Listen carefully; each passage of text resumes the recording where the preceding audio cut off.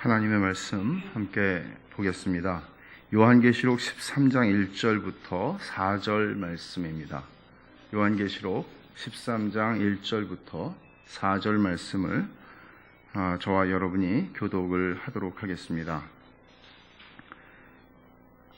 내가 보니 바다에서 한 짐승이 나오는데 뿔이 10이요 머리가 7이라. 그 뿔에는 10 왕관이 있고 그 머리들에는 신성 모독하는 이름들이 있더라. 내가 본 짐승은 표범과 비슷하고 그 발은 곰의 발 같고 그 입은 사자의 입 같은데 용이 자기의 능력과 보좌와 큰 권세를 그에게 주었더라.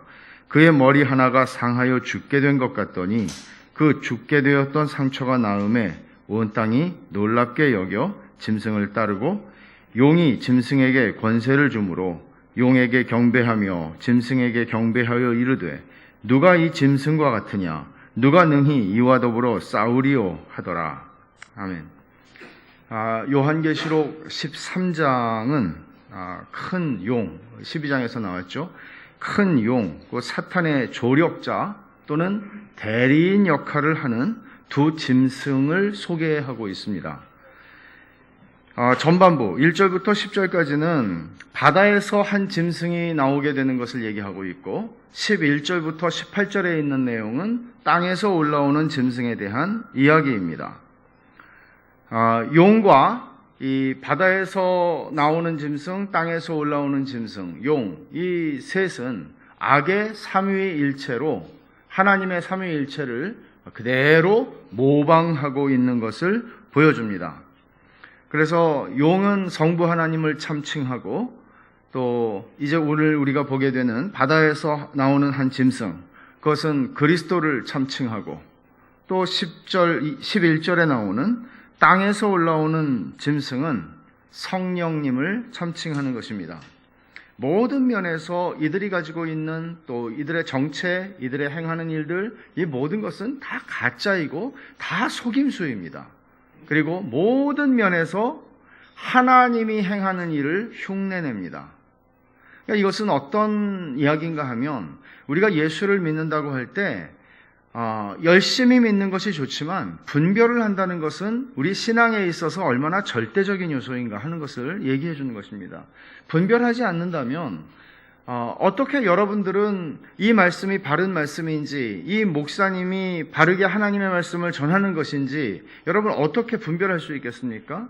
신천지나 이런 어떤 이단이라고 교회가 규명하고 있는 것들은 문제가 없겠습니다만은 교회라고 하는 간판을 달았다고 해서 모두가 다 바르게 복음을 전하는 것일 수는 없습니다. 이것은 우리 시대만의 문제가 아니라 언제나 그래 왔던 것이죠.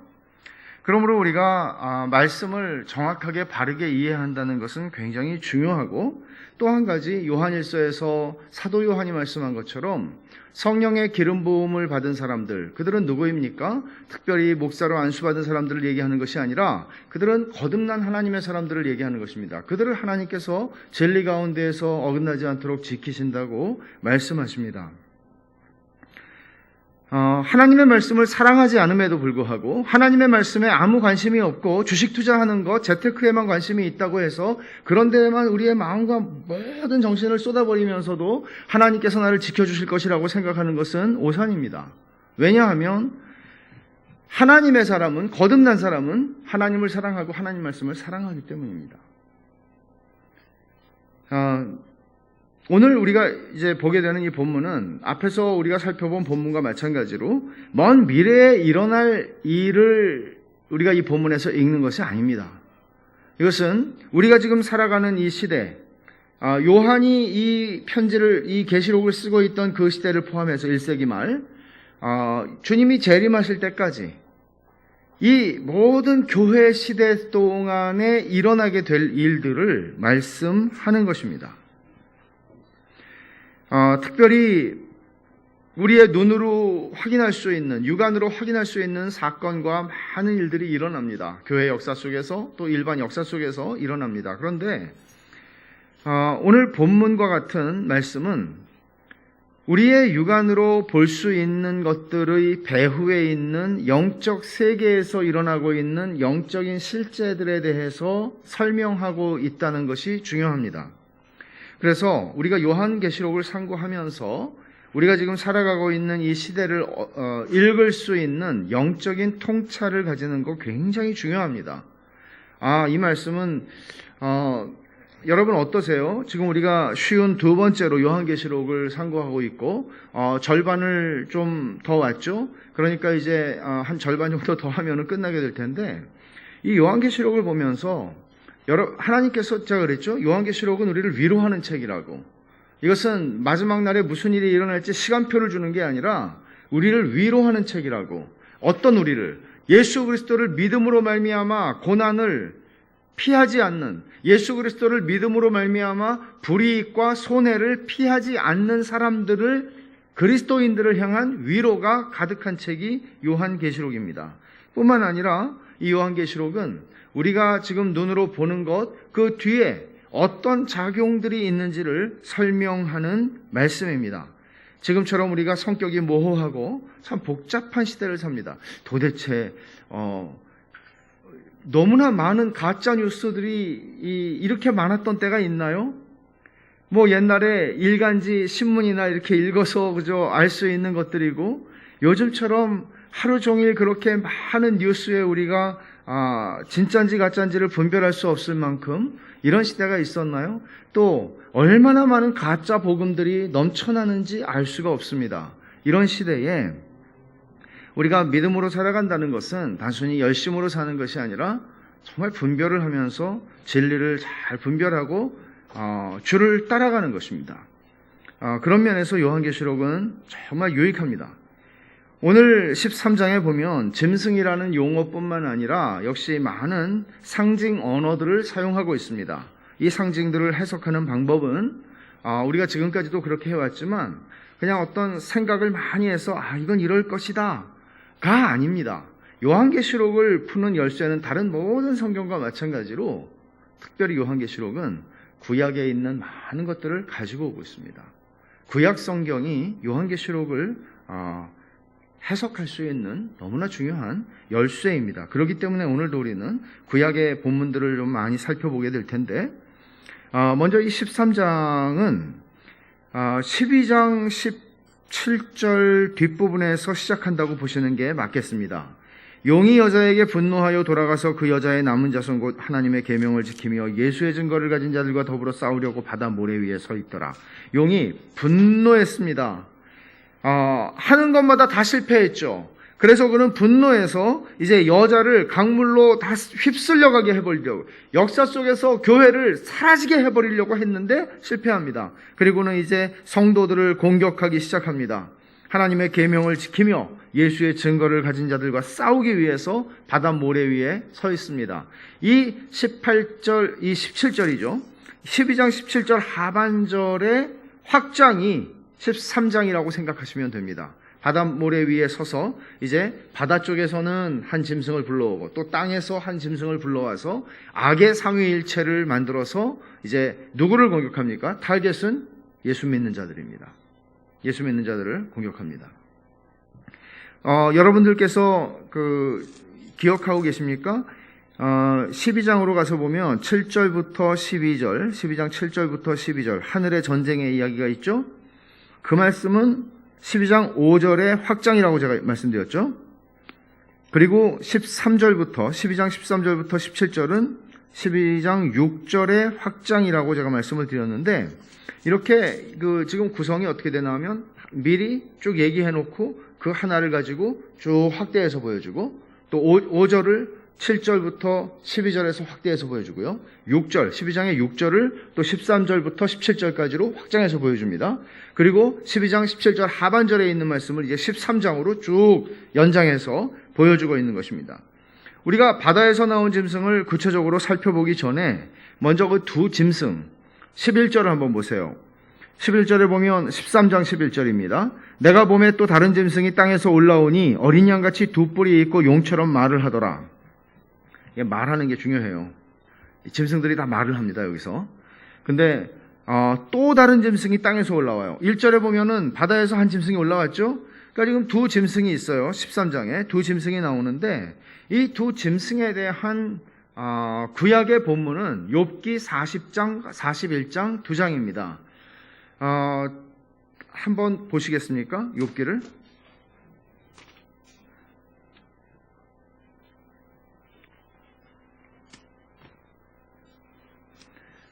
하나님께서 말씀하시는 장면이죠. 욥기 결론 부분에서. 여기 40장과 41장에서 하나님께서 두 짐승을 묘사하십니다. 그 두 짐승은 실제로 있는 짐승은 아닙니다.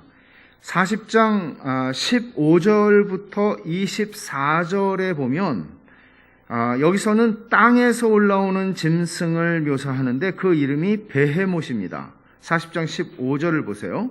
이제 소같이 풀을 먹는 베헤못을 볼지어다. 내가 너를 지은 것 같이 그것도 지었느니라.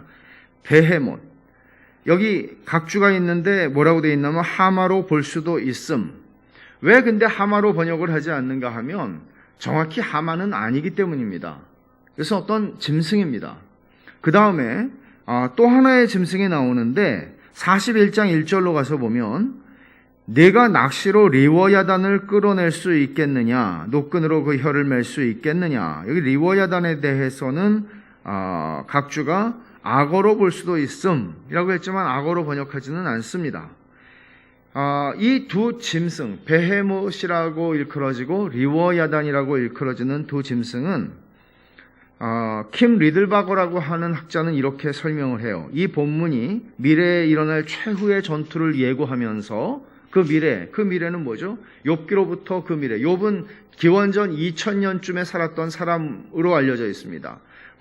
먼 미래에 예수 그리스도의 승천 이후의 교회의 시대에 일어나게 될 전쟁, 최후의 전투를 예고하면서 동시에 용이 패배를 맛보았던 창조의 여명기를 암시한다. 이 용이 쫓겨나는 일이 있었던 것이죠.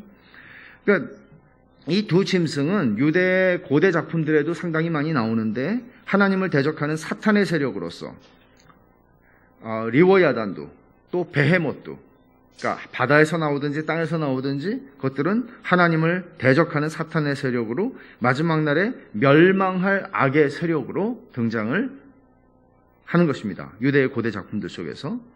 그러니까 분명히 욥기의 이 본문에서 지금 이 요한계시록 13장이 쓰여지고 있다는 것은 분명해 보입니다. 이제 바다에서 나오는 짐승을 보면 1절과 2절에 그 형상이 묘사되고 있는데 내가 보니 바다에서 한 짐승이 나오는데 뿔이 10이요 머리가 7이라. 그 뿔에는 10 왕관이 있고 그 머리들에는 신성모독하는 이름들이 있더라. 내가 본 짐승은 표범과 비슷하고 그 발은 곰의 발 같고 그 입은 사자의 입 같은데 용이 자기의 능력과 보좌와 큰 권세를 그에게 주었더라. 여러분 여기에 나와 있는 이 형상들을 한번 보세요. 이게 이 형상은 여러분이 그림을 그리려고 그러면 그림이 잘 안 나오는 형상이에요. 사실은 그런 식으로 지금 묘사되는 게 아니라 그 어떤 이 짐승이 가지고 있는 섬뜩하고 무서운 모습을 구약의 성경의 묘사들을 가져와서 쓰고 있는 겁니다. 그러니까 뿔이 10이고 머리가 7이다. 여러분 그림으로 한번 상상해 보세요. 이거 뭐 뿔이 10이고 머리가 7이에요. 뿔은 어디에 났으며 뭐 어떻게 구별이 되는가? 쉽지 않죠. 근데 이 모습, 뿔이 10이고 머리가 7이다 한 거는 바로 앞에서 우리가 본 용의 모습하고 똑같아요. 그렇죠? 12장 3절 한번 보세요. 하늘에 또 다른 이적이 보이니 보라 한 큰 붉은 용이 있어 머리가 7이요 뿔이 10이라. 머리가 7이고 뿔이 10인 게 똑같아요. 단지 왕관을 용은 어디에 썼어요? 3절 하반절에 보면 그 여러 머리에 7 왕관이 있는데 그랬죠? 그러니까 머리가 7이니까 7 왕관이 있는 겁니다. 그런데 오늘 13장 1절에서는 그 뿔에는 10 왕관이 있고 머리가 아니고 뿔에 쓴 것만 다르지 거의 흡사한 모습이라는 것을 볼 수 있습니다. 그리고 7개의 머리들에는 신성모독하는 이름들이 있다고 말합니다. 또 하나의 묘사가 2절에서 표범같이 생겼습니다. 모양이. 근데 발은 곰의 발 같습니다. 입은 사자의 입 같습니다. 그리고 용이 자기 능력과 보좌와 큰 권세를 그에게 주었다고 말씀합니다. 요 묘사들을 보면 표범과 곰과 사자는 물론 곰의 발, 사자의 입, 모양이 표범 이렇게 말했지만 다니엘 7장에서 보았던 바다에서 올라오는 짐승들을 보게 되는데 네 짐승을 보게 되었습니다. 그 네 짐승을 모아놓은 것과 거의 흡사합니다. 표범 같은 것은 셋째 짐승, 곰 같은 것은 둘째 짐승, 사자 같은 것은 첫째 짐승, 그리고 10개의 뿔은 넷째 짐승하고 같습니다. 그러면 우리는 다니엘 7장을 좀 살펴볼 필요가 있는데 다니엘 7장을 한번 가보십시오.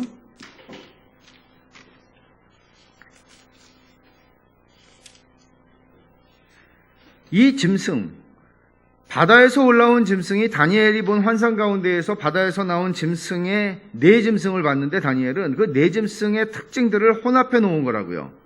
지금 요한이 보고 있는 바다에서 나온 짐승은 다니엘의 네 짐승의 특징을 혼합해 놓은 것이에요.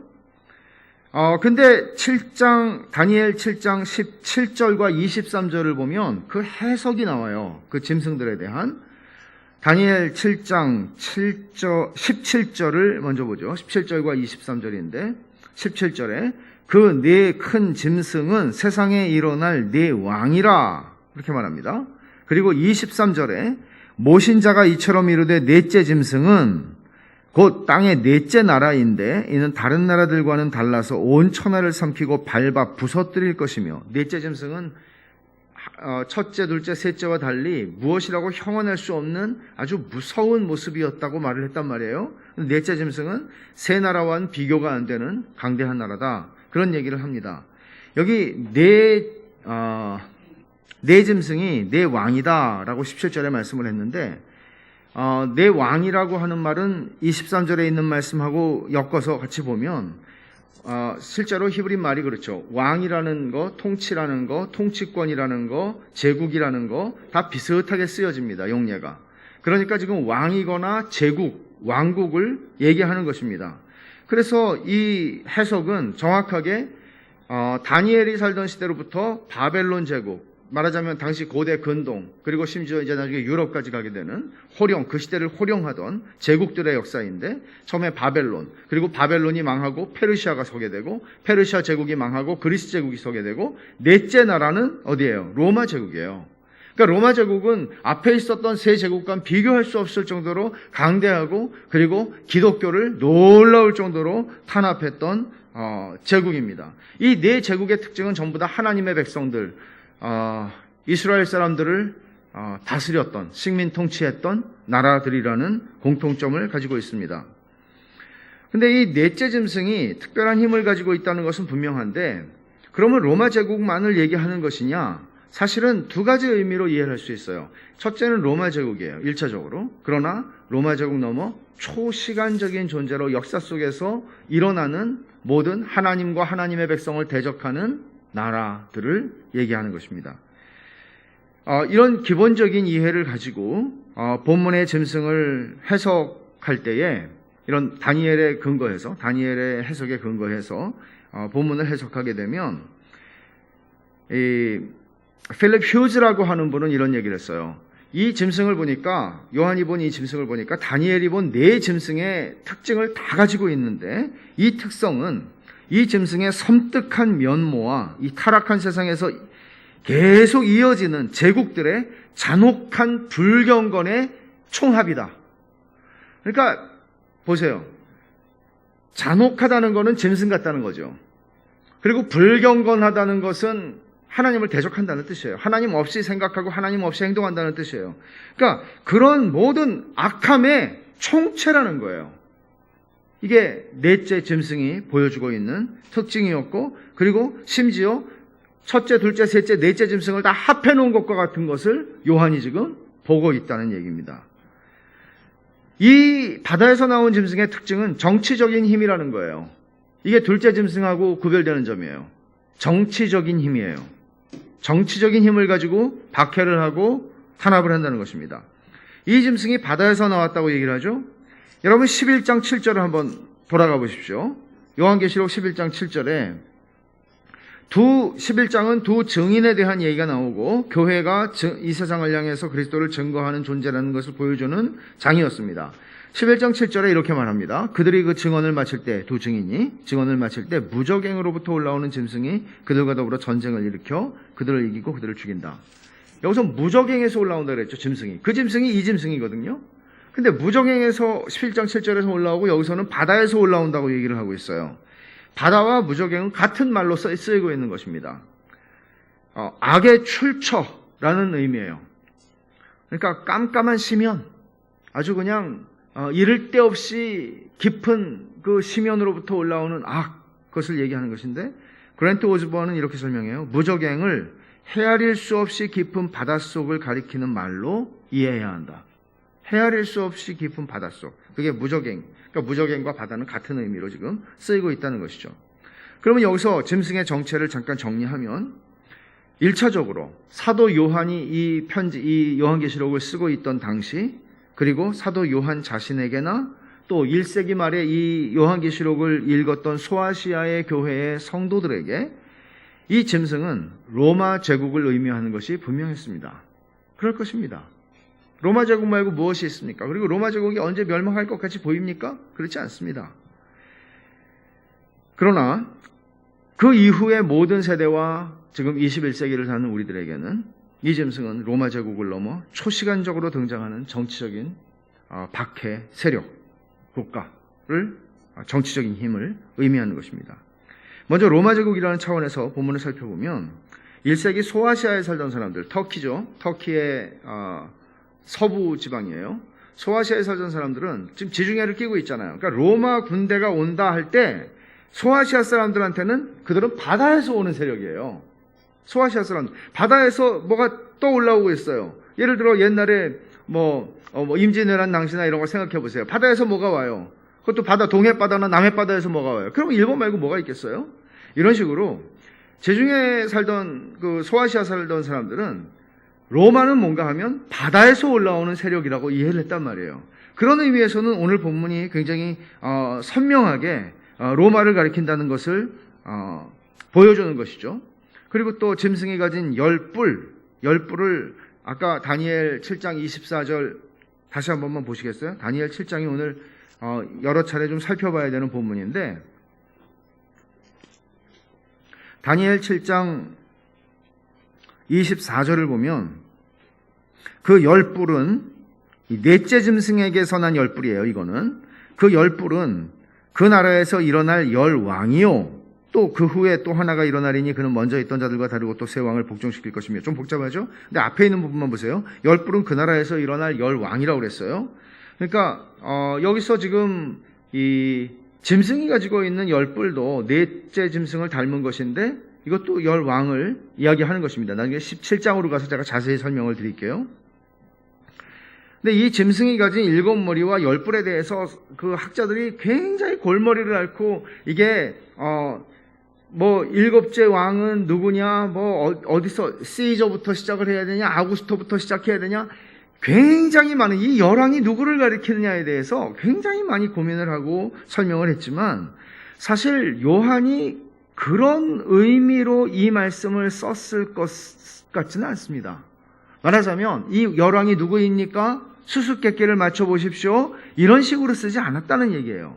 그러니까 10개의 뿔이 있고 7개의 머리가 있다고 하는 것은 7이라는 숫자나 열이라고 하는 숫자는 둘 다 완전수에 속하는 것입니다. 말하자면 사이먼 키스트메이커가 말하는 것처럼 숫자 10과 7은 완전함과 충만함의 상징이다. 짐승이 행사하는 권위, 능력이 완전하다는 것이다. 그런데 이제 나중에 보면은 여러분 13장 18절 한번 보세요. 지혜가 여기 있으니 총명한 자는 그 짐승의 수를 세어보라. 그것은 사람의 수니 그의 수는 666이니라. 10개의 뿔, 7개의 머리를 가져서 그 능력, 뿔은 능력을 상징한단 말이에요. 구약에서부터. 머리도 다스리는 것이죠. 그러니까 그 능력과 다스림이, 주권이 아주 완전하고 충만한 것처럼 보이는데 사실은 666이에요. 그거는 7에서 하나가 다 모자라는 거예요. 이게 사람의 숫자거든요. 그러니까 말하자면 모방을 하는데 거의 비슷한 것이죠. 하나님과 거의 비슷한 거예요. 근데 하나님에 미치지 못하는 것입니다. 그리고 또 그레고리 비일은 이렇게 설명해요. 7머리와 10뿔은 압제 권력의 충만함과 세계적인 효력. 이 그레고리 비일이 강조하는 건 또 이런 거죠. 범세계적인, 아주 세계적으로 영향을 미치는 마귀의 역사가 짐승을 통해서 나타날 것이라는 것이죠. 근데 용이 7머리의 왕관을 썼고 짐승은 10뿔의 왕관을 썼잖아요. 이 차이를 설명하기는 쉽진 않습니다. 근데 그럼에도 불구하고 그랜트 오즈본은 이렇게 설명해요. 이 10뿔의 왕관을 썼잖아요. 뿔은 뭐예요? 권세, 그러니까 힘을 상징해요. 무력을 상징해요. 그렇기 때문에 10뿔의 이 짐승이 10개의 왕관을 썼다는 것은 권세, 권력에 대한 짐승의 주장이 야만적인 힘에 의존하고 있다. 그가 믿는 것은 힘이라는 것, 그는 힘으로 뭔가를 해보려고 한다는 것을 의미한다. 용은 악한 제국의 왕인 반면에 짐승은 그 왕의 군사적인 팔다리, 그러니까 수단이다. 그렇게 그는 설명합니다. 짐승의 7머리에 신성모독하는 이름들이 있다 그랬어요. 신성모독하는 이름이 있다. 그러니까 짐승의 7머리들은 지금 다 이게 왕들과 관계가 있다면 통치자들과.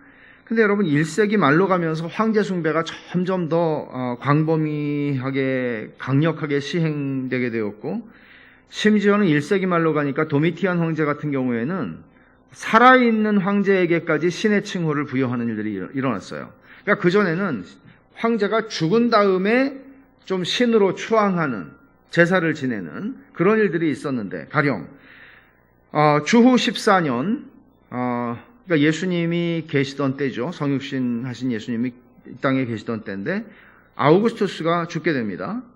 죽은 다음에 그에게 디부스, 그 라틴 말 디바 아시죠? 디바, 뭐 여배우나 가수나 이런 거 디바라고 그러잖아요. 디부스 남자예요. 근데 이거 사실 신을 상징하는 말이거든요. 남자 신은 디부스고 여자 신은 디바란 말이에요. 그러니까 신과 같은 이라는 칭호가 그에게 붙여졌죠.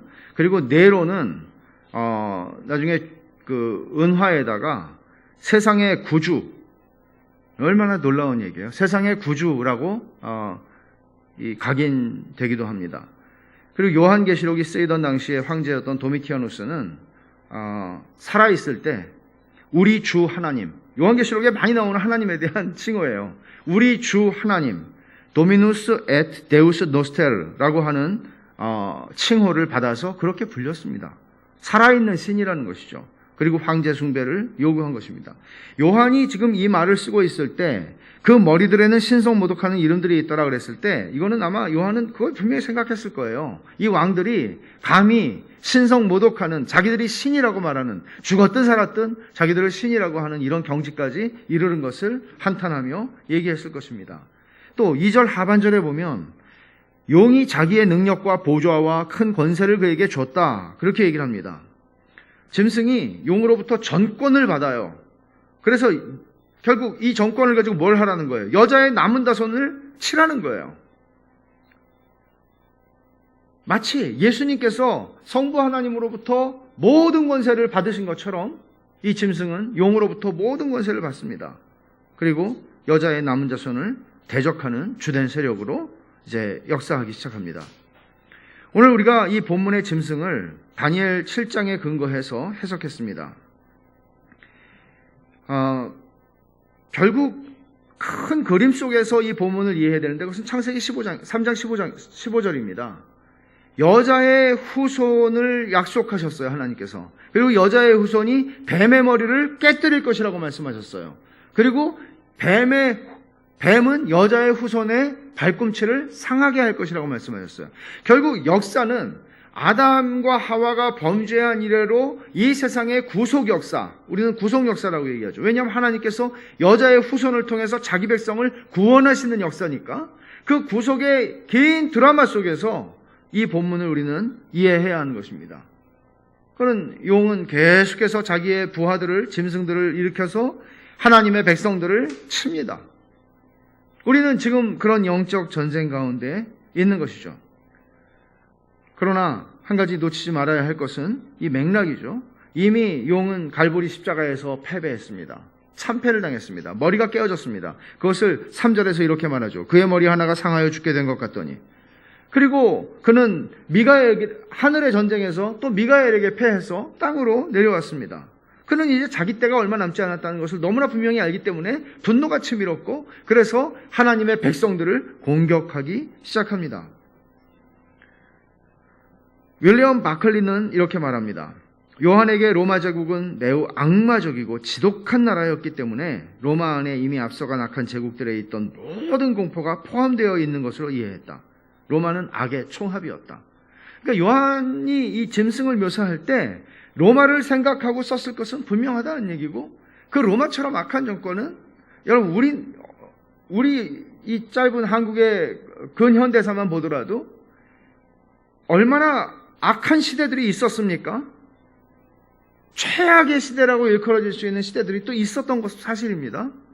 이와 같이 그런 시대에 이게 역사적으로 그 시대를 당장 살아가고 있는 사람들에게는 이렇게 악할 수가 있나?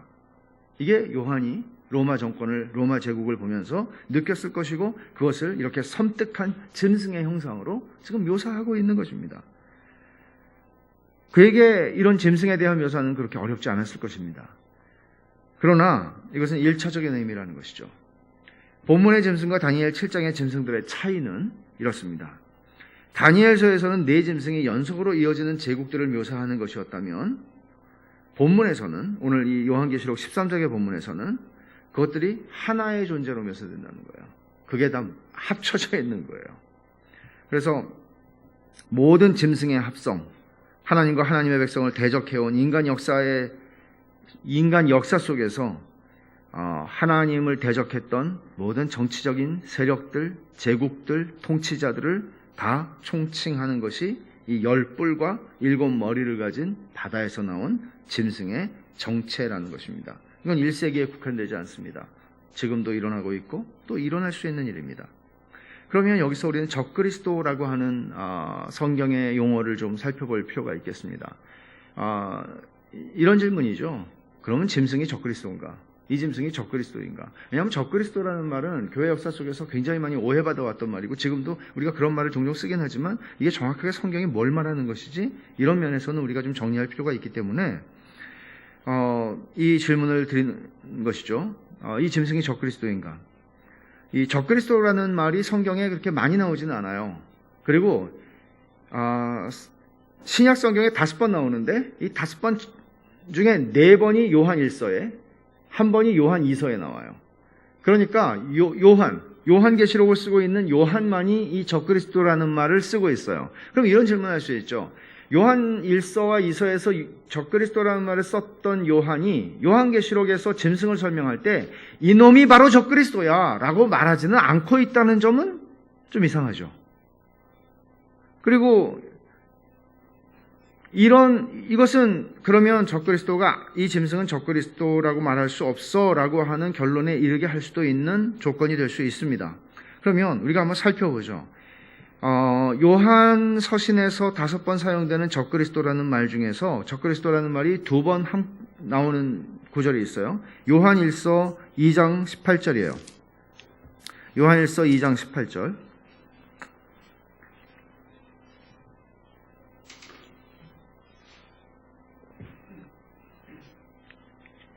아이들아, 지금은 마지막 때라. 적그리스도가 오리라는 말을 너희가 들은 것과 같이 지금도 많은 적그리스도가 일어났나니 그러므로 우리가 마지막 때인 줄 아노라. 이 마지막 때라고 하는 말은 어떤 용례로 쓰이는 건가 하면 예수 그리스도께서 승천하신 후에 재림하실 때까지가 마지막 때입니다. 근데 적그리스도가 오리라는 말을 너희가 들은 거예요. 적그리스도는 여기서 단수예요. 그리고 지금도 많은 적그리스도가 일어났다. 이 적그리스도들이 일어났다는 말입니다.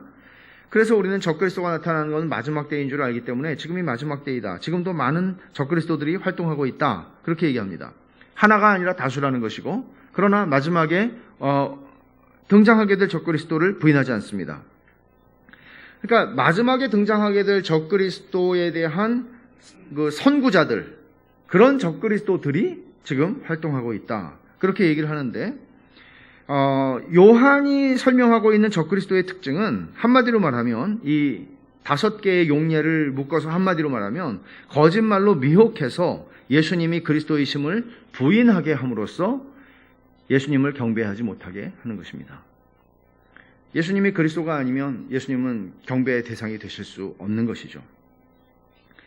이런 사도 요한의 적그리스도의 특징에 대한 언급을 보면 바다에서 나온 짐승, 오늘 본문에서 우리가 보는 바다에서 나온 짐승이 적그리스도를 의미하느냐 하는 대답을 하기가 좀 쉽지는 않습니다. 그러나 여러분 11절부터 나오게 되는 짐승을 보게 되면 이 13장 11절부터 나오는 짐승, 땅에서 올라오는 짐승을 한번 보세요.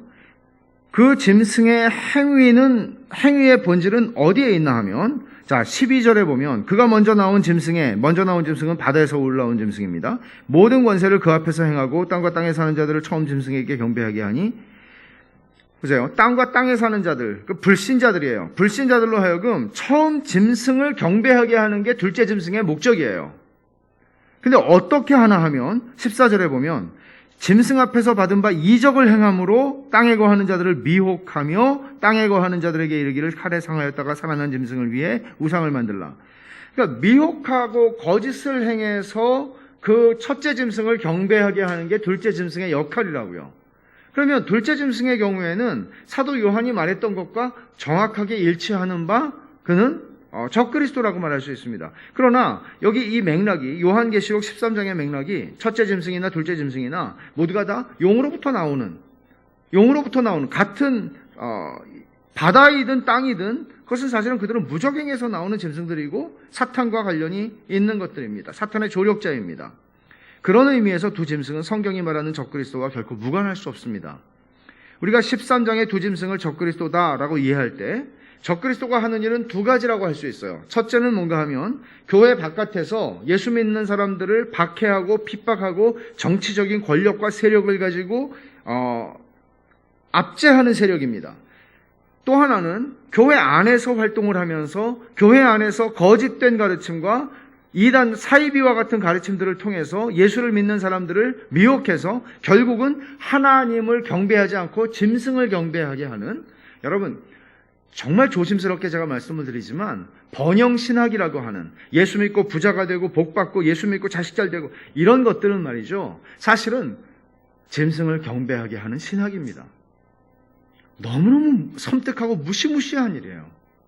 성경이 말씀하고 아주 놀라울 정도로 교묘하게 성경의 가르침을 꼬아놓은 것입니다.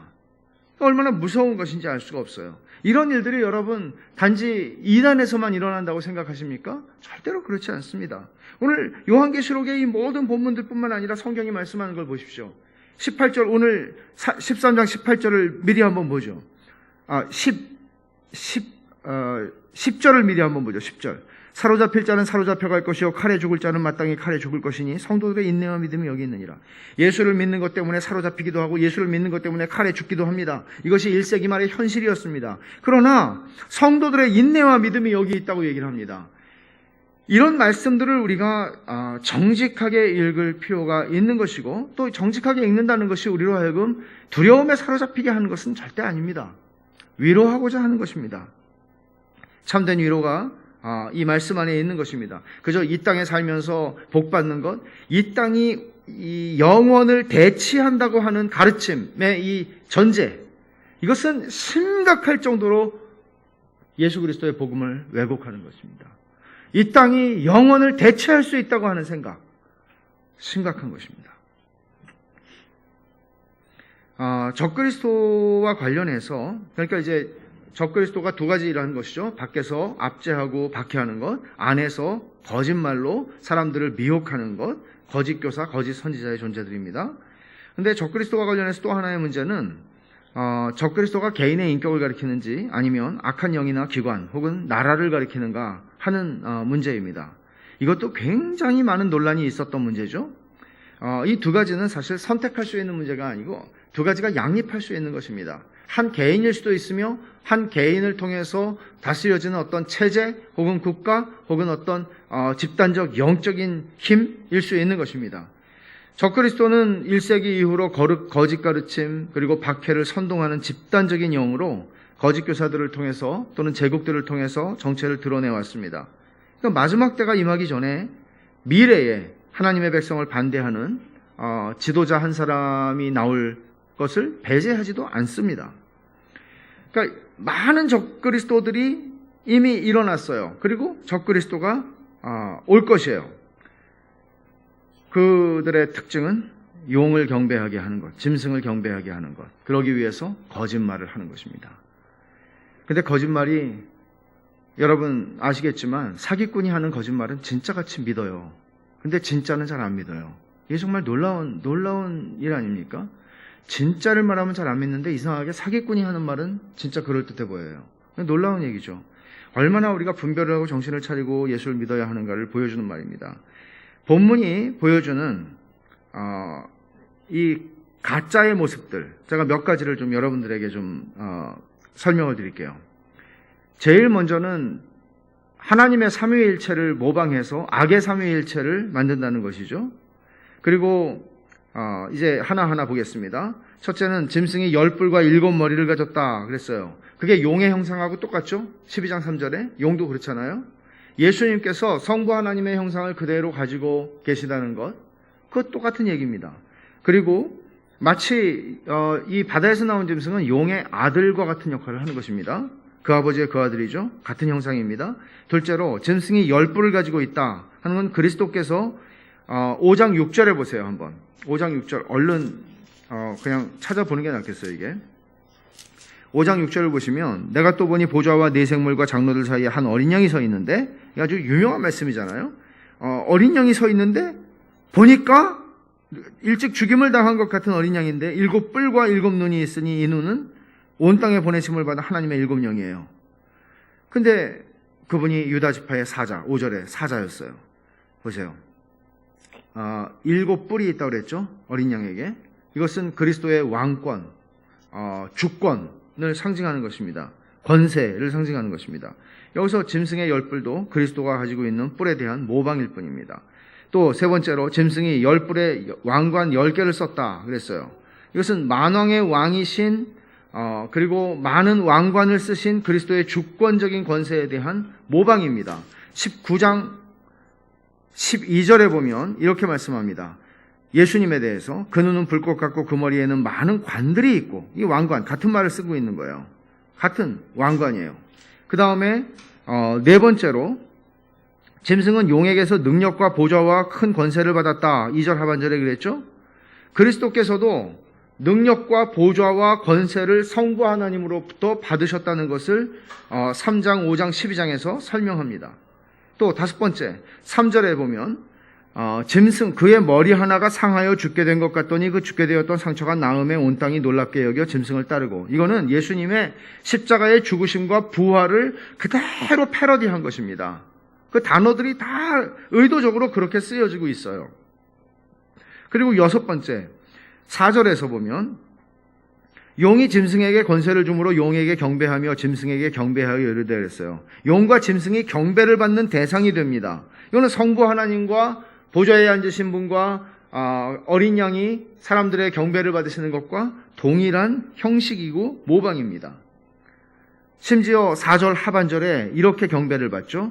누가 이 짐승과 같으냐? 누가 능히 이와 더불어 싸우리요? 이것은 출애굽기 15장 11절의 말씀을 그대로 패러디한 것입니다. 여호와여 신 중에 주와 같은 자가 누굽니까? 주와 같이 거룩함으로 영광스러우며 찬송할 만한 위엄이 있으며 기이한 일을 행하는 자가 누구니까? 결국 여기서 4절 하반절에 누가 능히 이와 더불어 싸우리요 같은 이 말을 보면, 이 사람 땅에 사는 자들이 짐승과 용을 경배하는 동기는 뭔가 하면 그 도덕적 탁월함이 아니라 그들이 가지고 있는 권세, 힘, 무력, 그것이 물질일 수도 있고 정치적 권력일 수도 있고 무엇이든지 이 땅에서 먹히고 이 땅에서 통하는 모든 권력 앞에 무릎을 꿇는 것입니다. 사실 예수님께서 광야에서 줄이실 때 예수님에게조차 마귀는 자기를 경배하라고 도전하지 않았습니까? 내게 엎드려 경배하면 이 모든 것을 내게 주리라. 이런 건방진 마귀의 모습이 이 세상의 여자의 남은 자손들을 향해서 지금도 계속 우리에게 집적거리고 있다는 것입니다. 결국 적그리스도가 하는 일은 경배의 유일한 대상, 이신 삼위 하나님에게서 돌이켜서 거짓 삼위일체인 용과 짐승을 경배하게 하는 것입니다. 모든 면에서 하나님을 모방합니다. 그러니까 땅에 사는 자들이, 불신자들이죠, 어떻게 용과 짐승을 경배하게 되는지 그 과정을 보면 3절에 머리 하나가 상하여 죽게 되었다가 살아나요. 상처가 났고, 그러니까 온 땅이 놀랍게 여겨. 그러니까 예수님께서 어떤 말씀을 하시거나 또는 어떤 이적을 행하실 때 사람들이 놀랍게 여겼다는 말하고 같은 말입니다. 그들은 놀랍니다. 와, 어떻게 이런 일이 있을 수 있어? 그 다음에 어떻게 하죠? 짐승을 따릅니다. 짐승을 따라 추종해요.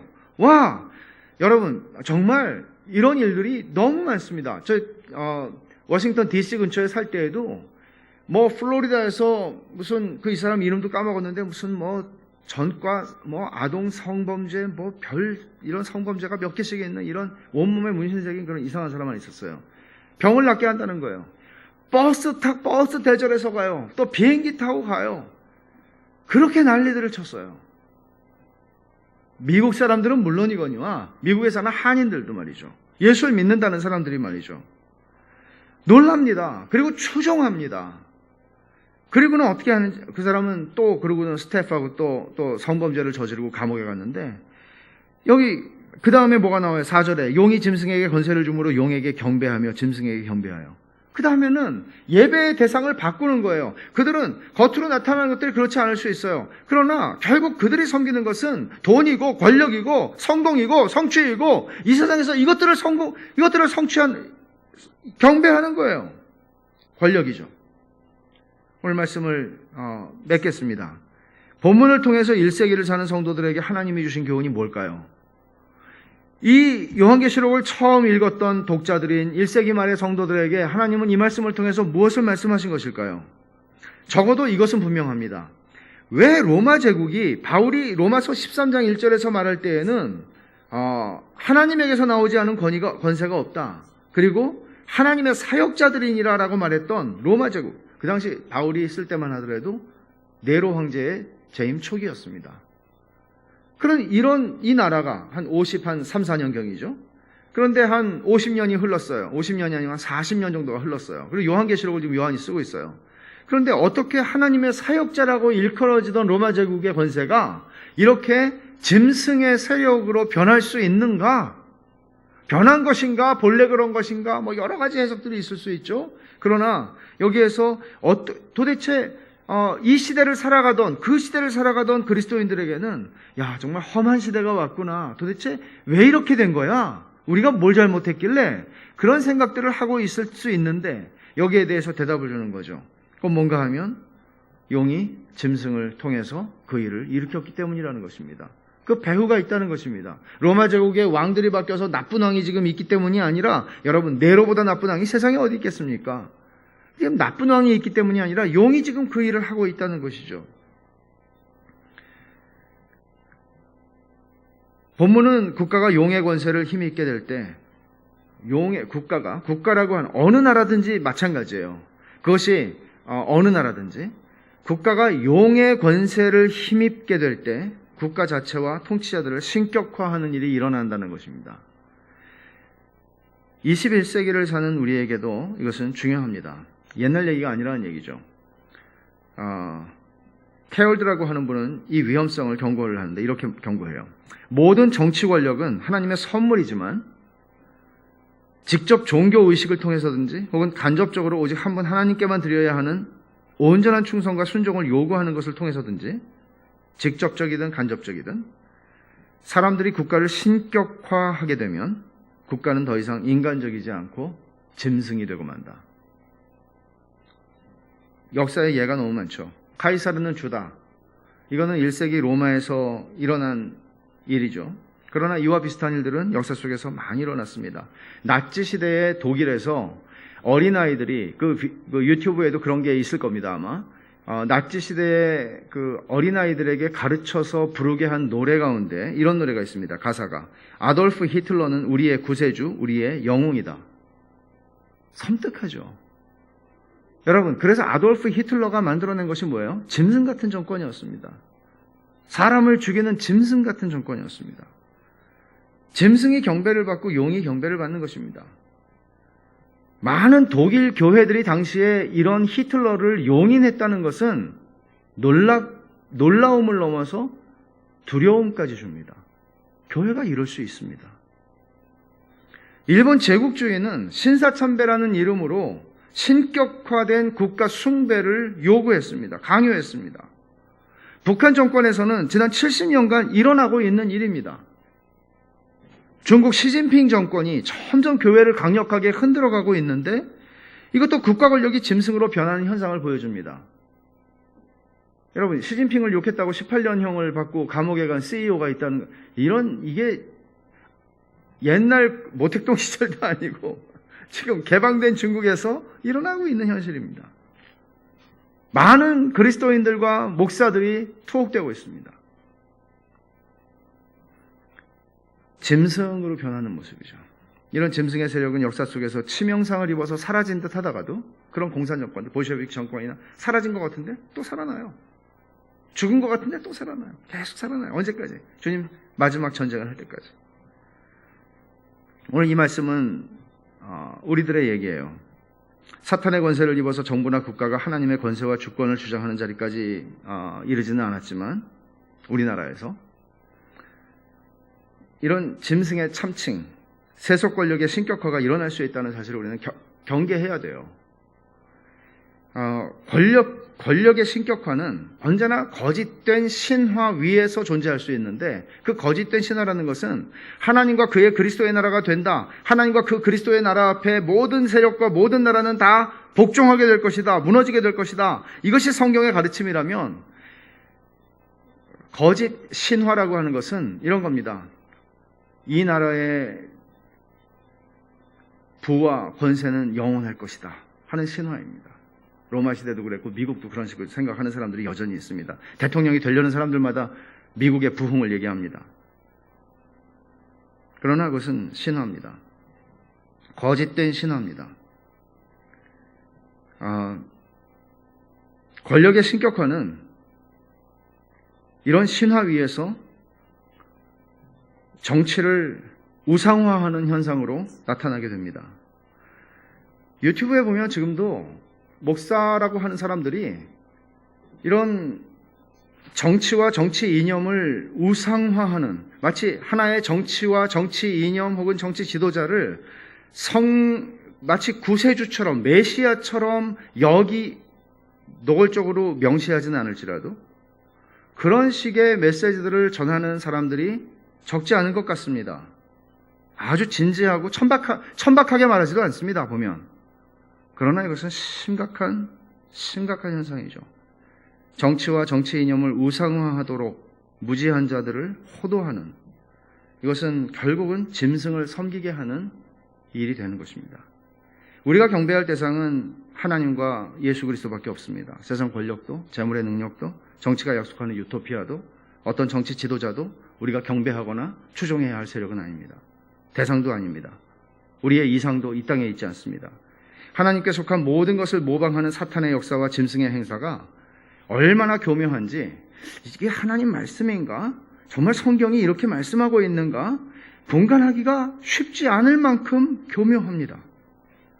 그러니 어떻게 해야 되겠습니까? 여러분, 주의 말씀에 굳게 서는 것, 주의 말씀 안에 분별할 수 있어야 하는 것이죠. 여러분, 예를 들어